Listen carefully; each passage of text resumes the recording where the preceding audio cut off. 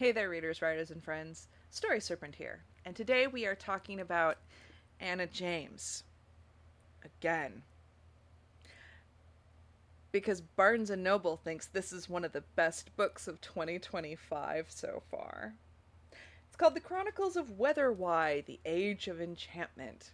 It was published in April 2025 in the United States by Flamingo Books, which is telling, is a smaller imprint of Penguin Random House, even though it was printed by HarperCollins Children's in the UK. They know this isn't going to do as well here. But before we get into all that, today's random words are like, share, subscribe, laborious. So, what does this book have to say about itself? In Whetherwhy, everyone has magic inside them, grown from the changing seasons of spring, summer, autumn, and winter. But a rare few are enchanters, people born with magic in their bones. I thought everyone had magic inside them. Why bones? What? I don't know. So bone magic, maybe? Who can wield all 4 seasons of magic. Okay. When Juniper discovers she is an enchanter, she must leave behind everything she knows to begin studying at Thistledown Academy. And when her twin brother Rafferty begins an apprenticeship at a nearby bookbinder to be close to her, he too has adventures of his own. Could that be any more generic and vague if it tried? As Juniper learns how to wield enchantment and hone her magic, Rafferty becomes involved with a mysterious secret society that meets after dark. I don't know why the time of their meeting matters, but okay. Monsters are creeping out of the shadows and dangers lurk in unexpected places. Amid night markets and magic lessons, the twins realize there is more to enchantment than they ever imagined. And when dangerous monsters attack, the adventure that follows brings Juniper's and Rafferty's paths together again in ways they never could have expected. They could never have expected. They expect differenter things. I'm not really sure why they don't expect it, because they're twins and the point was for them to be together, so why their paths recrossing again is unexpected. I have no idea, but that's pretty much the way all of this book goes, because of course it does. We remember Anna James, right? From the Pages and Co. disaster, from the book whose binding I broke because she ruined Captain Crew. The one thing I will say for this book is at least this time she's making her own characters terrible people. But I suppose let's talk about what's going well. First, we know that the cover art by Artem Chaboka is absolutely gorgeous, so whoever HarperCollins is paying to do their covers, top notch. I will say though, I don't love having the little blurbs from people right here. It makes the cover a little busy and a little cluttered, especially since the exact same blurbs are on the back. See, if they had new and differenter people saying things up here, I could kind of understand it, but it's the exact same people as they have back here. They just really want you to believe this book is good. We also have illustrations by David Wyatt, and he is pretty dang good, I will say. We do have a map that I don't think I consulted even one time this whole book, because everything's relative position is kind of whatever. There's also an illustration, a full 2-page spread of Thistledown Academy that I didn't look at after I got into the book, because again, the relative position of things doesn't matter. Most of what you would want to know about the relative position of things has to do with the garden, which as you can see is nowhere on here. I also feel like after I read the first Harry Potter book, I had a better idea of what Hogwarts was like based on the descriptions in the book and the tiny illustrations over the chapter headings.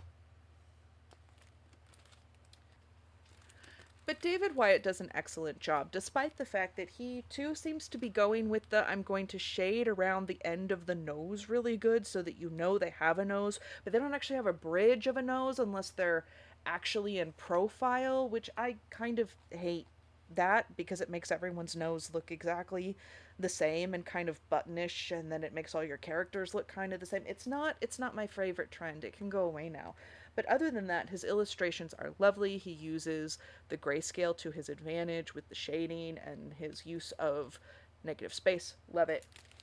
He's really excellent.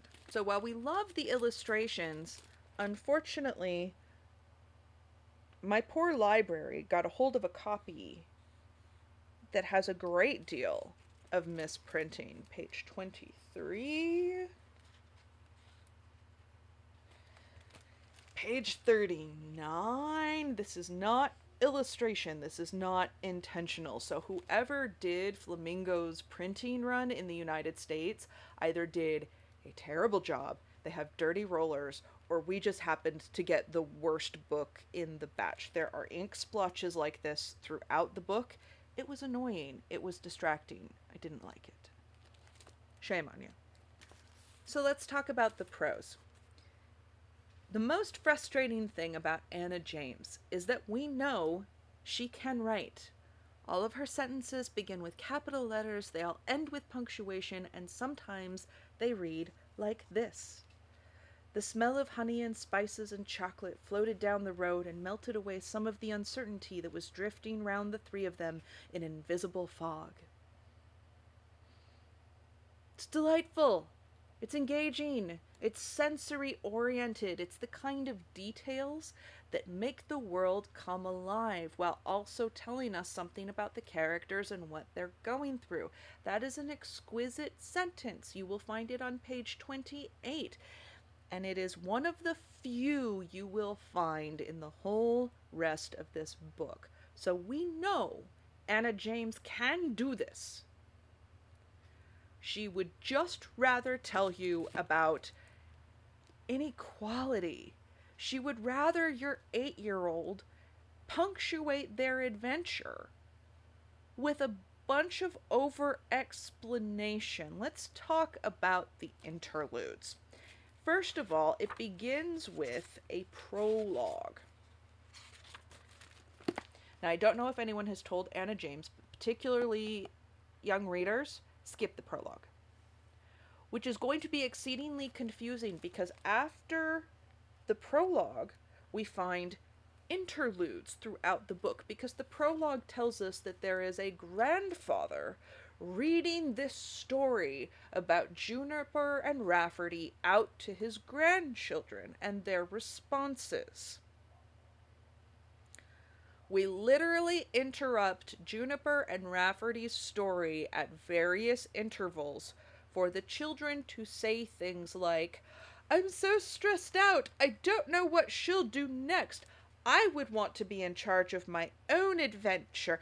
Like, the sorts of things, it's almost as if James is trying to remind herself what actual children are like because she's not around them very often. So she pulled up some developmental guide online and went, yes, children want to be agentic and in charge of their own adventures, and they're going to be bothered by unclosed loops of story. And like, it's so forced, it's so shoehorned, and it's done in the most ridiculous, pandering, tedious kind of way. Seriously, who conjures a magic school and then makes it tedious? Anna James. That's her. Anna also falls prey to great big long chunks of paragraph from time to time, most of which have to do with either Juniper or Rafferty pondering the inequality of everything they are seeing around them for the third, fourth, fifth, ninth time, or it is an adult explaining inequality to Juniper and Rafferty, because heaven forbid your 8-year-old should have a magical adventure and be allowed to forget that Anna James is very concerned about inequality. As far as the story goes, it's got a beginning, a middle, and an actual end. The end makes no sense. The climax doesn't feel particularly climactic. Characters suddenly do things that we don't really have an indication why they would do those things other than, they were white people. Yeah, by the way, you can play the game of Find the Villains. You got it. It's the white guys. Let's talk about some of these characters. Juniper, our main character, is the most boring person through which to see this story. Despite the fact that she is attacked, despite the fact that she is the one who has her magic drained and has to struggle with that, despite the fact that she is the one the story is happening to, it really feels like the story is happening to her most of the time.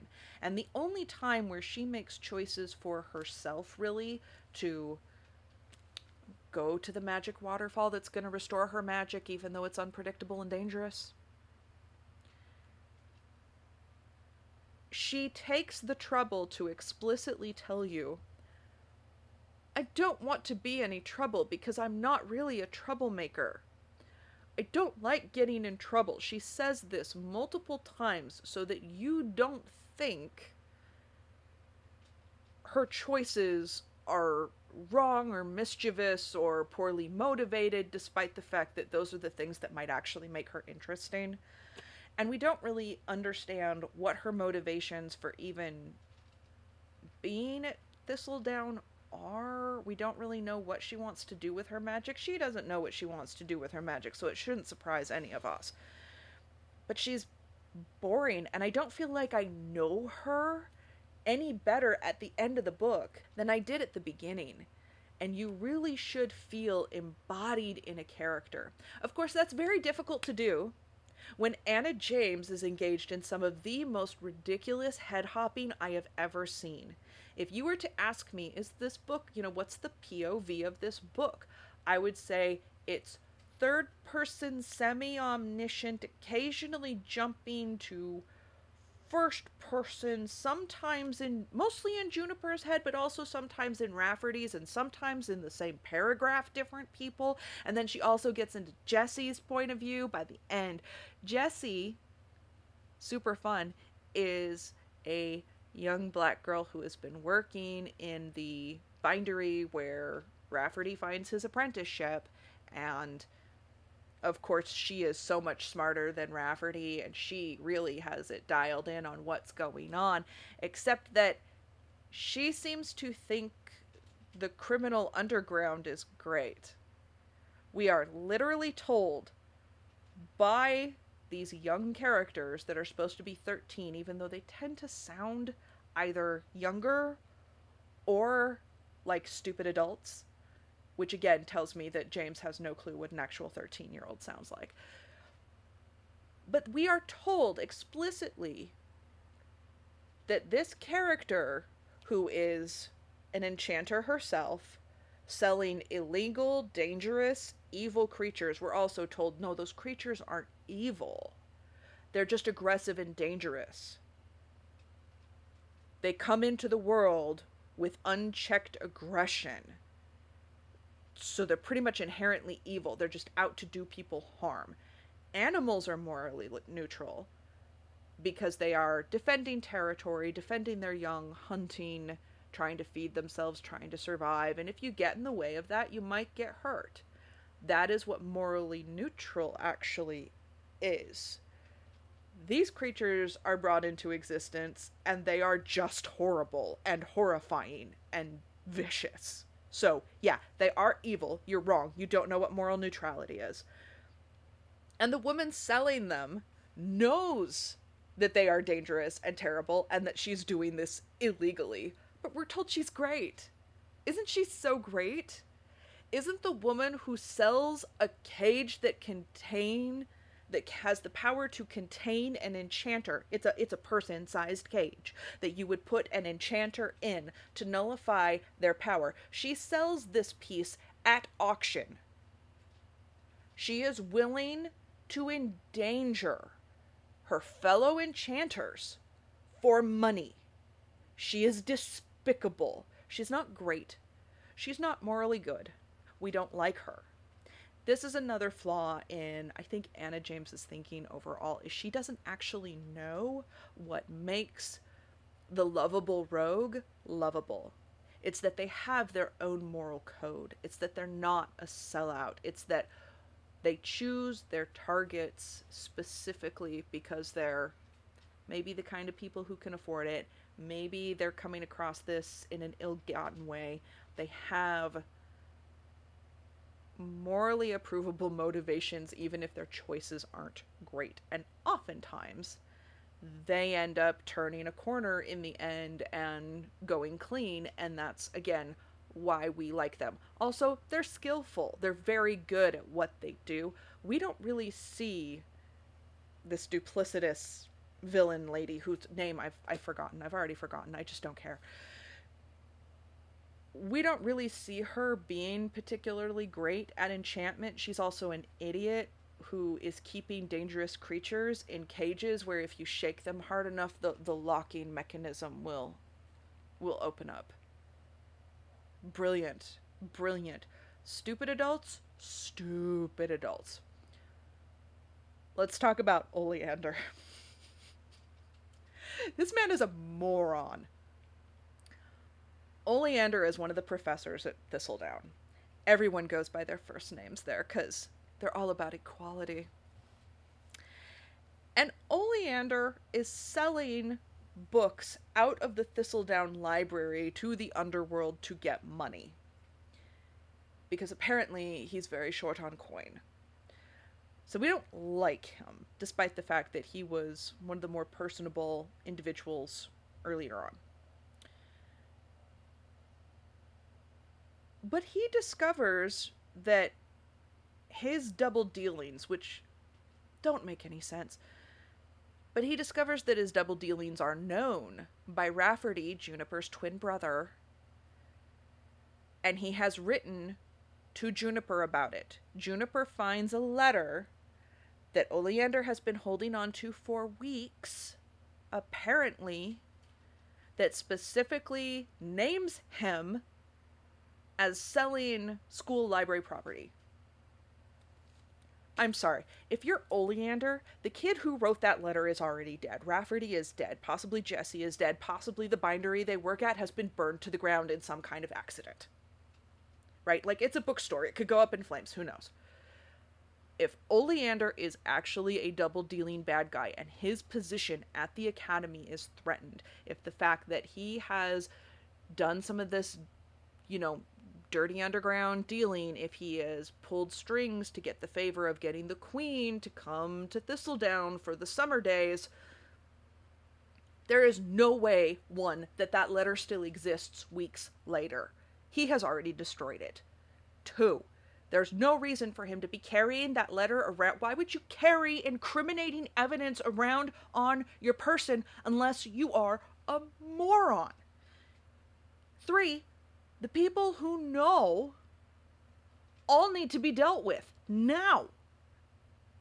So the fact that Oleander doesn't get arrested until the very end of the book, when the climax that makes no sense makes even less sense than what I have described to you, is astonishing to me. And how Anna James thinks this is compelling, or she's being clever with this guy who's being sneaky, and oh, look how Juniper just found this letter. It's all so convenient. It's all so poorly done.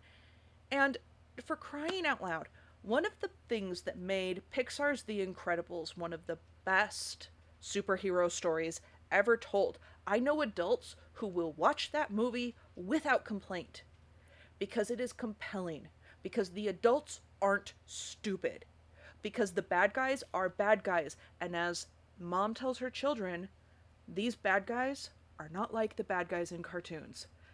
They will not exercise restraint because you're children. They will hurt you if they get the chance. Do not give them that chance. That little speech right there encapsulates the actual world our families and our children inhabit. The bad guys don't care if they're children. And they will not be idiots walking around with the incriminating evidence on their person.